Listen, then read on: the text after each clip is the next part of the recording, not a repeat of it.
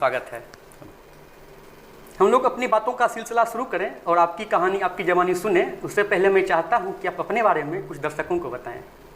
सबसे पहले सत्यजीत सोनू जी, आपका बहुत बहुत आभार। साथ में खगेंद्र वैभव स्टूडियो, जो केवी स्टूडियो के नाम से प्रचलित है आज बेगूसराय में, जिसके प्रोप्राइटर डॉक्टर रोशन कुमार हैं, और उनकी पूरी टीम को मैं बहुत बहुत बधाई देना चाहता हूं कि आप लोग इस स्टूडियो में हमें बुलाया ताकि हमसे कुछ आप जान सकें। तो निश्चित रूप से हम सबसे पहले आपको ये बताना चाहता हूं कि आपने जो मेरा नाम ललन लालित बताया जी, तो मेरा नाम ललन कुमार है जी। साहित्यिक गतिविधि जब मेरे पास आई तो कवि गण ने विचार किया कि थोड़ा ललन कुमार अच्छा नहीं लगता है, जी। क्योंकि उसमें एक कवि का आभास नहीं दिखता है, तो उन लोगों ने ही मेरा नाम लालित्य रखा है जी। तो उस दिन से ही मेरा नाम ललन लालित्य हो गया है जी। और सबसे प्रमुख बात है कि मैं जब से साहित्य से जुड़ा हूँ जी, तब से ज़िंदगी थोड़ी सी अच्छी लगने लगती है और ख़ुद को बैलेंस करने में बड़ा फ़ायदा होता है। जी। हम लोग बातों का सिलसिला बढ़ाते रहेंगे, लेकिन चूंकि आप कविता भी लिखते हैं तो यह चर्चा नीरस न हो, तो मैं चाहता हूं कि आप अगर एक दो कविता अपनी सुनाते तो हमारे बेगूसराय के दर्शक उसको सुनते। मेरी एक कविता है जो आज से 3 साल पहले मैंने पार्लियामेंट स्ट्रीट पर लाखों मजदूरों के सामने मंच से सुनाया था, और ये कविता YouTube चैनल पर भी आप देख सकते हैं। कविता है कि वर्तमान परिस्थिति को समझने का बाद, और हमें ऐसा लगता है कि गजब का दौर चल रहा है, तो मैं युवाओं से अपील किया, नौजवानों से अपील किया, किसानों से अपील किया कि आप समझिए देश को। इस देश में गजब का दौर चल रहा है, अगर समझिएगा नहीं तो आप लड़ नहीं पाएंगे। तो इस कविता में व्यंग भी है, हकीकत भी है। देश को समझिए जरूर, गजब का दौर चल रहा है। देश को समझिए जरूर, गजब का दौर चल रहा है। उम्मीद थी कुछ और, इधर कुछ और चल रहा है, इधर कुछ और चल रहा है। आपने कहा है राम है हिंदू, रहीम है मुसलमान, वोट हमको दे दो वरना जाओ पाकिस्तान। अभी सब्र हो, हर दल से हठजोर चल रहा है। देश को समझिए जरूर, गजब का दौर चल रहा है। सत्ता देके हुक्म ली, रोजगार कहाँ से लाएंगे। असली मंदिर बेच बेच के रकम यहाँ जुटाएंगे। निजीकरण की आड़ में लूट का दौर चल रहा है। देश को समझिए जरूर, गजब का दौर चल रहा है। उम्मीद थी कुछ और, इधर कुछ और चल रहा है। भगवान तुझको भोजन देंगे, गंगा मैया पानी, हमसे भर भर हवा ले लो और क्या चाहे जाने। भगवान तुझको भोजन देंगे, गंगा मैया पानी, हमसे भर भर हवा ले लो और क्या चाहे जाने। इधर घूम के मत देखो, सत्ता बेजोर चल रहा है। देश को समझिए जरूर, गजब का दौर चल रहा है। उम्मीद थी कुछ और, उधर कुछ और चल रहा है। देश के सम्मान के खातिर, देश के सम्मान के खातिर विदेशों में कितना घुमा हूं। गूगल फेसबुक संग कितने सीईओ के कदमों को चुना हूं। देश के सम्मान के खातिर विदेशों में कितना घूमा हूँ, गूगल फेसबुक के संग कितने सीईओ के कदमों को चूमा हूँ। भले यहाँ कोई नहीं आए मत समझो, नेता कमज़ोर चल रहा है, देश को समझिए ज़रूर, गजब का दौर चल रहा है। जो तुमने चाहा समझो तुझे मिल गया, चीन पाक की बातें छोड़ो, अमेरिका भी हिल गया। जो तुमने चाहा समझो तुझको मिल गया, चीन पाक की बातें छोड़ो, अमेरिका भी हिल गया। साथ दीजिए पेट काट कर, वरना कोई क्या कहेगा। अभी तो दुनिया में भारत का शोर चल रहा है, देश को समझिए ज़रूर, गजब का दौर चल रहा है।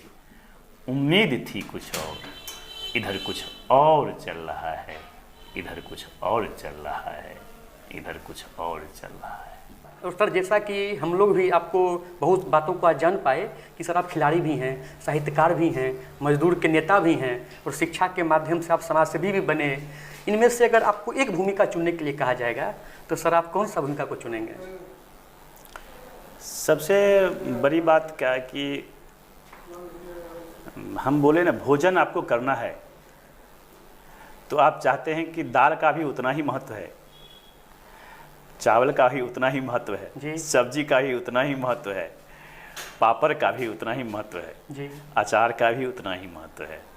तो हमको लगता है कि ज़िंदगी को खुशनुमा बनाने के लिए आपकी जो भी हॉबी है जी, वो चीज़ को करना चाहिए जी। तो सारे हॉबी को अगर पूरा करते रहेंगे तो ज़िंदगी आनंदमयी बनी रहती है जी। अदरवाइज ज़िंदगी नीरस हो जाती है जी। हम एक तरफा लेके ज़िंदगी को क्यों चलें, ज़िंदगी दोबारा नहीं मिलती है जी। तो सर आपने वो भूमिका नहीं बताई कि किस एक भूमिका को आप चुनेंगे अपने? मैं एक भूमिका अगर पूछिएगा तो मैं समाज सेवा करना चाहता हूँ जी, कि मुझसे ताउम्र जी मैं कोशिश करूँगा कि हमसे जो बने समाज को दे सकूँ। अक्सर देखता हूँ कि बहुत सारे अतिथि हमारे बीच आते हैं और कहीं ना कहीं वो तो अपने स्तर पर अच्छा कर रहे हैं, लेकिन कहीं ना कहीं एक कमी कहीं ना दिखी जाती है। और मैं देख रहा हूँ कि आपका पुत्र सत्य सेतु कहीं ना कहीं वो अच्छा प्रदर्शन कर रहा है, और एक पिता के रूप में उसे आप कैसे देखते हैं? और सबसे बड़ी बात है कि एक क्रिकेटर पिता अपने क्रिकेटर पुत्र को क्या उससे अपेक्षाएं रखता है और क्या उनसे चाहता है?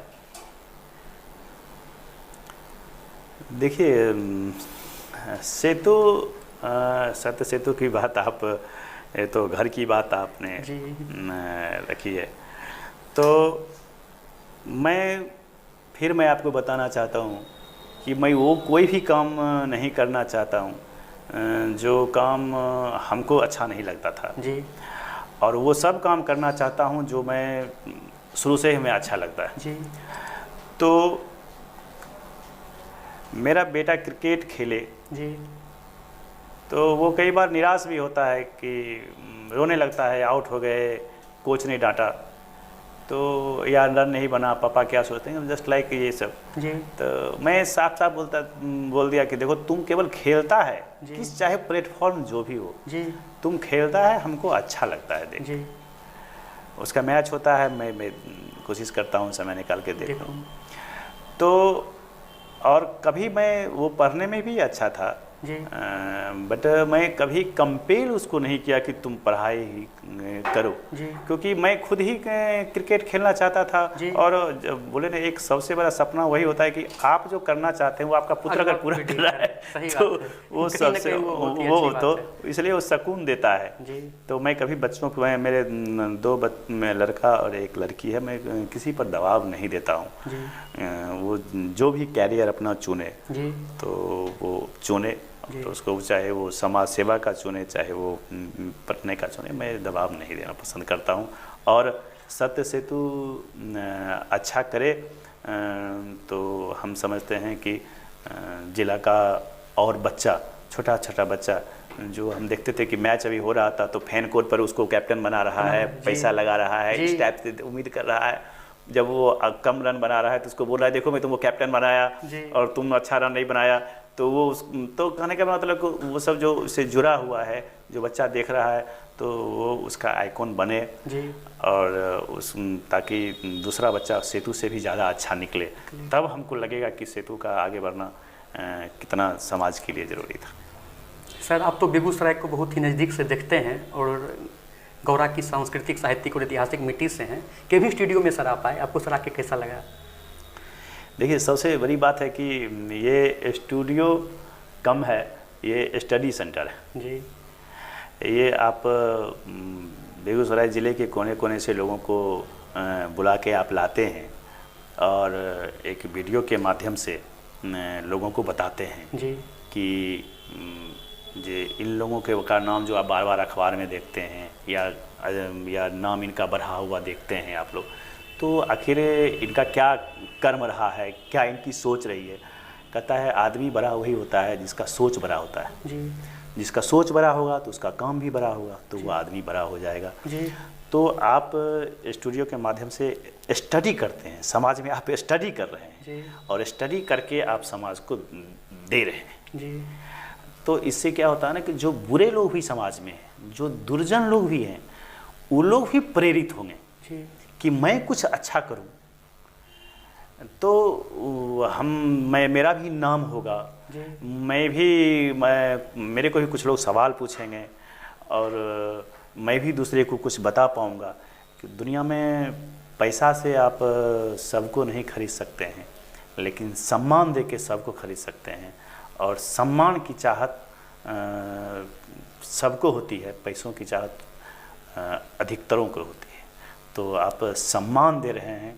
ये केवी स्टूडियो हम लोग ऐसे लोगों को बुलाए और वे लोगों को आप बुलाते हैं और उनको सम्मान देते हैं और लोगों तक मैसेज पहुंचाते हैं, ये बहुत ही बेहतरीन प्रयास आप लोग का है और उम्मीद करते हैं कि ये कंटिन्यू कीजिए और लगातार बेगूसराय को एक नई दिशा देने का प्रयास कीजिए, जिसकी सख्त ज़रूरत बेगूसराय को है। क्योंकि मैं फिर अंत में कहना चाहता हूँ कि बेगूसराय की धरती ऊर्जा से भरी हुई है, यहाँ पे प्रतिभाओं की कमी नहीं है, यहाँ के प्रतिभाओं को रास्ता दिखाने की ज़रूरत है, यहाँ के प्रतिभाओं को अनुशासित होने की ज़रूरत है, जिसमें केवी स्टूडियो एक माइलस्टोन की भूमिका निभा रहा है। इसलिए एक बार मैं फिर से बहुत बहुत आप सत्यजीत सोनू जी प्लस आपकी पूरी टीम और केवी स्टूडियो